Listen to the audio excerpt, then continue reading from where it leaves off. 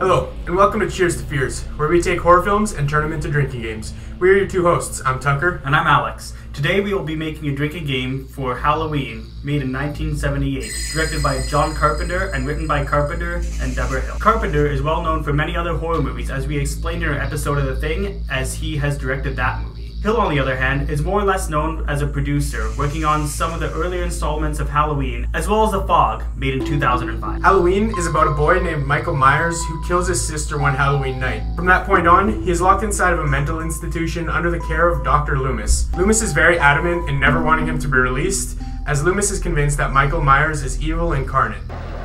You mean you actually never want him to get out? Never. Many years later to the day, he escapes and goes on a killing spree. He sets his sights on a high schooler named Lori while she is babysitting on Halloween night. As this movie is 40 years old, we do not have an issue going into spoilers on this one. However, we will recommend watching the movie in its entirety before watching the video. So, if you want to watch the movie, feel free to pause the video, watch the movie with our drinking rules on screen, and return when you're finished. Now, let's carry on to the drinking game rules. The first rule we have for each drinking game is death. If you see somebody die, you take a drink. For this installment of the slasher franchise, we only counted 5 total deaths in the film, which is quite a bit lower than we expected, even if it is the first movie in the franchise. The next rule that we will always have here on Cheers to Fears is that if you hear somebody scream, cry, or yell, you take a sip. For this movie, we came to the conclusion that there was a total of 14 scream, cries, or yells. Now let's move on to the rules that we will have for the entire Halloween franchise, with a couple exceptions. Starting with if you hear the word Halloween, or if you see it in text on screen, feel free to take a drink. Don't you know what happens on Halloween? For this easy rule, we counted 6 times that this rule was in effect. Our fourth rule is another Halloween-themed rule, as you must drink for each pumpkin you see on screen. Surprisingly, we noticed a grand total of 19 pumpkins on screen. However, it is worth noting that some of them were the same pumpkin, but in different scenes. Next up, we have a rule that if you see a slasher sin on screen, you take a drink. Some examples of slasher sins that we use for this rule is when you see somebody drink, get intimate, use drugs, do not double tap to make sure the killer is dead, discard their weapons, or say that they will be right back. For this rule, we counted 10 slasher sins in total. This is one rule that can be left up to interpretation, and even we sometimes tweak it a bit depending on which movie we're watching. Moving on, if you hear somebody use the name Michael, Myers, or Boogeyman, you take a sip. I saw the boogeyman. I saw him outside. There was nobody outside. There was What did he look like? the boogeyman. For this rule, we had 20 sips from our drinks. This rule is pretty frequent, even though Michael was never really mentioned by name in the film. Speaking of Michael Myers, take a drink whenever he's on screen, as this is our 7th rule. In total, we saw him in 20 different scenes. We were honestly really underestimating this rule, but we were quickly corrected as we realized how often he is caught lurking in the shadows in this movie. Our final rule for the entire Halloween franchise is that if you hear the iconic theme made by John Carpenter, go ahead and take a sip. In total, we hear the theme 7 times, which is still more than we figured that we would hear it. For each Halloween movie, we will have a couple of rules that will go along with said movie, just to give our rules a bit of unique flair to it. The first rule that we use exclusively for this movie is if Loomis talks shit about Michael. Some examples of this is if Loomis calls Michael the devil or an it rather than a person, or if you hear him warning others on how dangerous he is, you're required to take a sip. I met this 6-year-old child with this blank, pale, emotionless face and the blackest eyes, the devil's eyes. This rule made us take a total of 9 sips. The other rule for our first Halloween movie drinking game is that if you see somebody using anything for a weapon, you take a sip. This rule did not occur as much as some of the other ones on our list, considering it only resulted in us taking 8 extra sips. And that is all the rules for the very first Halloween movie. The total number of drinks for this movie by our count comes to 118 sips, which is the equivalent of drinking nearly 4 standard 12-ounce cans. That number is based off of our 30 sip per can scale. So I guess the rules were, I think, fairly average for a drinking game, or at least ours anyways. Well-paced. Obviously there were some instances, like death scenes, where it got pretty bad because there was a lot of screaming. Slasher sins were generally being committed like just prior. Michael being on screen and somebody using a weapon, and of course a death at least. Yeah. And not to mention most scenes had a pumpkin involved or Michael Myers being shown on the screen. So those 2 rules definitely helped inflate the numbers a little bit to make it was a well-paced drinking game, like you said, but those rules just helped, I guess, give you a few extra drinks. Yeah, there were pumpkins everywhere throughout this movie. There was pumpkins in the bedroom, which was fucking weird. Yeah, I was gonna say, I don't know why there's a pumpkin in the bedroom, but whatever, it's a Halloween movie. So I guess one thing that I'm pretty sure is unanimous for us is a lot of John Carpenter's movies, in my opinion anyways, age pretty well. Would you say so? Oh, absolutely. Yeah. Like most films, like The Thing, it's the same story. Like, it's a solid movie from beginning to end. Like, the plot's easy to follow. For this movie, there's that fear of being watched by Michael, because you always see him in the back, like, lurking or, like, hiding behind a tree or bushes or whatever. He's always there. And even upon rewatching, sometimes you see him when you didn't in the past times watching it. But you can see how paranoid Laurie is throughout the movie because she sees Michael and then he disappears right after. So overall, it's like, it's a really easy plot to follow, but it's also very effective and they do a good job on it. Yeah, definitely. Another thing to mention about this movie is the music. John Carpenter did the score himself, and it's so well done. Even though he made the score in only 4 days, which is straight up amazing to think about because of how iconic that is, and like everyone knows the theme song even if they haven't seen the movie. Like I know I learned that theme song on guitar before I even watched the Halloween movie. So like that's how impactful it was to the horror industry or horror genre as a whole. Yeah. So like I guess as you mentioned, you learned on guitar before you even watched the movie. I think the main testament to that is that it's so recognizable between so many different people. Like whenever somebody hears a theme song, they think Halloween, which is really unique to do. Especially, it's the same way of Star Wars. You don't necessarily have to watch Star Wars to know what the Star Wars theme sounds like.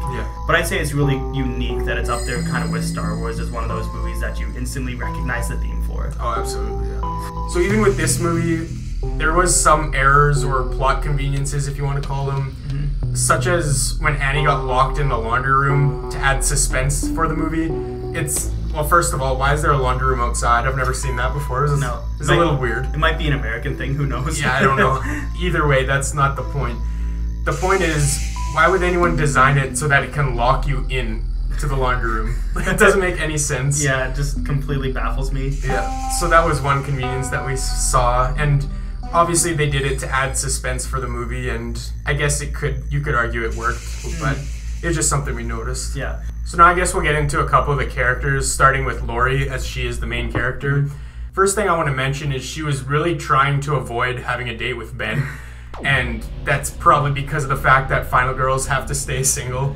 Yeah. And on the topic of final girls, she is the definition of a final girl. I think she's the reason the final girl term even became a thing. I would say so, yeah. She's clearly a smart girl that doesn't whore herself out like a lot of the other girls do in these classic slasher movies. And I guess the other thing relating to Laurie being a final girl is her mother is Janet Leigh, which is really weird thinking about it. Janet Leigh obviously from Psycho, which is why Carpenter wanted her in the film to begin with, just because of her mother's role. Yeah, the name recognition and stuff. Yeah. I feel like she's obviously one of the more important parts of the franchise, considering that she was in 6 straight decades of the movie. Yeah. Which is pretty ridiculous to think about it. Oh, yeah. She was up until the 70s and even still now ongoing with the 2020s at this point. Yeah, it is pretty nuts to think about. I would say the only other thing that maybe has more importance, it might even be just equal, is Michael Myers. Michael Myers and Laurie is, in my opinion at least, the Halloween franchise. Yeah, exactly. In a nutshell. So yeah, she clearly pulled her weight for this movie. Yeah. And next we have Loomis. And I feel like Loomis is a very important part of especially the earlier franchises. I feel like as the movies progress, he just gets worse and worse. And I feel like at some point he should probably be locked up in an insane asylum with Michael. Absolutely. He kind of gets... He was always a little loopy in the first one, but then it gets, like you said, worse and worse as the series goes on, and he does some questionable things. We'll get into that for the second one, but yeah. In this one he's relatively calm and even knowledgeable in some cases, you would say. Yeah. He seems to serve a point in this first one. He's kind of looking out for the best interest for everybody in the town and stuff. So. Yeah, and compared to the later installments where he somehow weasels his way to like hanging out with the cops, even though he has probably no business being there. Yeah, exactly. So I guess there's just a few more points that we kind of wanted to list off about this movie. Starting with, there's a lot of great shots of Michael Myers appearing in the shadows. We kind of touched on it a bit in the beginning, but we feel it's super important part of the movie, and it just adds to the suspense and the fear of always being watched, like we mentioned. Yeah. And they just do such a good job on such a tight budget, I'll add, with creating that suspense because of just how he appears, and then it cuts away and then cuts back again and he's gone. It just adds to that layer of fear, I guess. Yeah. Something else that, since we're just bringing up some things from the movie itself, is I love how the neighbors just turn off the porch light when Laurie asks for help. Yeah. I feel like they'd probably actually do something if it wasn't Halloween. If it wasn't Halloween, yeah, probably. Or if she wasn't a teenager. It might be a stretch, but I feel like it could have been commentary on how teens are just kind of viewed as a bunch of brats and troublemakers and stuff. So that could have been a point too. But definitely it being Halloween, they probably just thought it was some prank going on. However, I should mention that I'm pretty sure they believed the kids right away. Even though the kids were super calm walking downstairs, right when they hit those streets, they were yelling. Yeah. Well, I wouldn't necessarily say they were calm in the house. They weren't screaming and stuff. They weren't screaming like down the stairs or anything like that. They were clearly scared, obviously. And I feel like they started screaming once they got out of the house because Laurie instructed them to go out and get help, go to the Mackenzie's house and ask them for help. So immediately they knew they were in danger, so they just started screaming as soon as they exited. You would think they would start screaming when they're inside the house, but I don't know, maybe they thought the boogeyman was going to get them when they were there. So overall, what was your opinion on this movie? I really like the movie. I feel like John Carpenter has a knack for making movies age really well, as you can see in The Thing, like even some other movies such as Village of the Damned. Yeah. So acting could be better in some places, as some of the side characters were not great, but as far as like the main characters go, they were pretty damn good. Oh yeah. Such as like Donald Pleasance or Jamie Lee Curtis, phenomenal. Yeah. But other than that, like the plot was fairly easy to follow, really well paced. Cinematography combined with the score, the directing, a lot of it was still super well and really holds up still even today. Yeah. And I feel like most of that is just because of John Carpenter as a director. Yeah. Like he's such a good director, and especially for this installment of the franchise, the first one, he had such a hands-on approach. Like he was the director, he was the writer, he was he made the score, like the producer. He was in charge of like pretty much every aspect of the film. So it really shows, and it shows in all his movies. He puts in the effort to make a solid film. And I do agree with you. I really like this movie, and I think it holds up even to this day. It helped pioneer a whole genre of horror movies, which is slashers. I would argue that this is maybe the original slasher. Maybe it wasn't the first one ever made, but it definitely set in some of those tropes. Yeah. It's a thing that started like Friday the 13th and Nightmare on Elm Street. Yeah, exactly. Yeah. And on the topic of Friday the 13th, even Sean Cunningham finally admitted that he kind of ripped off the Halloween structure in a way. Obviously, he did add more gore than what you see in Halloween. Like some of the tropes that Halloween helped create is basically what Friday the 13th ripped off and then helped cement for further movies down the line. Yeah, so I know a lot of the Friday the 13th franchise was about basically making money. Like, it was very blatant that it was a cash grab. Yeah. Which, if you're trying to cash grab something because of another thing that somebody else made so famous, it means something, right? Oh yeah, it means that that movie you're trying to copy did something right. Yeah. Clearly. And finally, we come to the award ceremony, where we award one not-so-lucky nominee, the Darwin Award. This award goes out to a character who made a stupid decision that resulted in them getting killed, somebody else getting killed, or simply resulted in something bad happening that could have been easily avoided. This award can also be given to a character that is just plain dumb. Here are the nominees. Today's first nominee is Annie, for being a terrible babysitter. Not only does she leave the kid with Laurie to go off and have sex, but she also is complaining about the dog barking, but then she stops complaining when she hears it whimper and neglects to look at the fact that means something bad probably happened to the dog.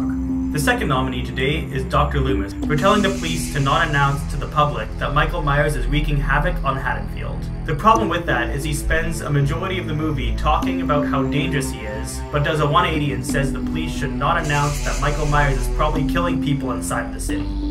Next, we have Michael Myers himself for stealing his sister's tombstone just to put it in an upstairs bedroom for some reason. It really doesn't add any effect to anything, so we were really puzzled on why you would want to carry a rock around the city that is likely over 250 pounds. And finally, our last nominee is Lori for on a few separate fights with Michael, either not double tapping to make sure that he's dead, or for randomly dropping her weapon. And the winner is Michael Myers. That's right, the main serial killer gets the Darwin Award tonight for going through the effort of stealing a tombstone and hauling it around the city only to drag it up a flight of stairs. And with all that being said, we hope you enjoyed our look into the first Halloween movie. If you end up playing the game alongside the movie, or if you have any feedback or suggestions, let us know in the comments below. Also, let us know in the comments if you think the first movie held up to today's standards or not. Make sure to like and subscribe to our channel so you don't miss the next episode where we are going to be making a drinking game for the sequel, Halloween 2. We also want to mention that we have a Facebook page now, so you can follow us there if you like to get updates and other horror content. If you want to check out our most recent video, click on the box on the top right. Or if you want to see a playlist of all of the drinking games and movies we review, click on the box below it. Thanks for tuning in, and this is us saying, cheers to fears. Killed him. You can't kill the boogeyman.